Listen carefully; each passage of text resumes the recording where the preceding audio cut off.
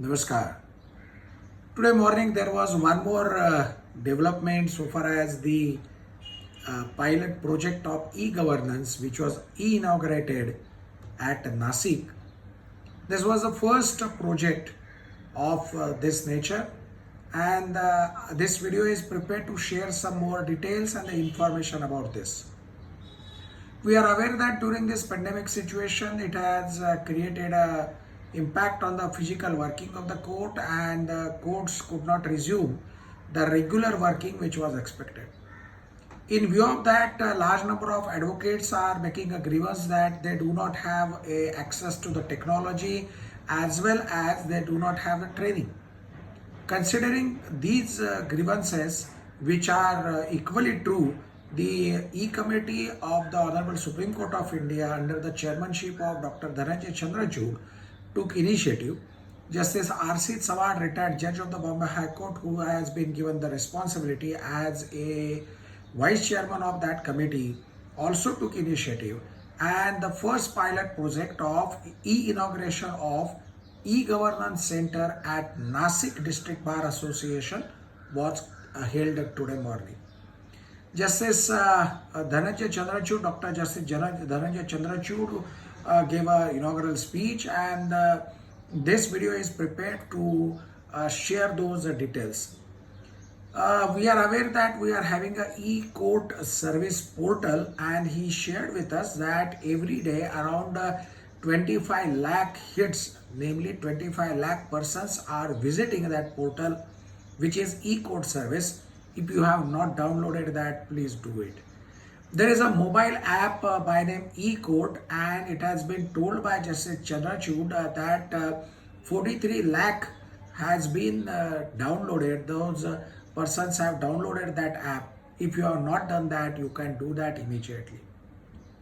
He also said that on that mobile app there are 35 lakh hits are received every day, namely 35 lakh times the mobile app is visited by all different stakeholders, which includes the lawyers, which includes the litigant, which includes the honorable judges also. He also shared with us that there are email and the SMS facilities which are provided, which are free of charge. He shared with us that around 35,000 SMS are being generated every day on this e-court services app, and there are automated emails, and he said that 3 lakh automated emails are being sent every day as on today, and the case status, the cause list, the judgment, the orders which are passed in that case, those are shared with all lawyers. Now he also shared with us that there is a decision which has been taken very recently to provide the copy of the pleadings by way of a facility on that e-court app. Therefore, this is a technology which has helped us. He also pointed out that the bar and the bench will have to go together. In unequivocal words, he said that unless the bar is with the bench, it can't implement the different ideas. So he congratulated the Bar Council of Maharashtra, he congratulated the Honorable Chief Justice of Bombay High Court and his entire team, including the E-Court Committee of the Bombay High Court and the Nasik Bar Association also. He also made it very clear that the virtual court is not a substitute to the physical court, but during this COVID period, now it has given an opportunity to understand something better. He also made reference about the National Judicial Data Grid, where 635 districts are covered, 3,251 court complexes in the country are covered, and more than 7,000 establishments are covered in this National Judicial Data Grid, which is having a data of around 13.26 crore cases in the country.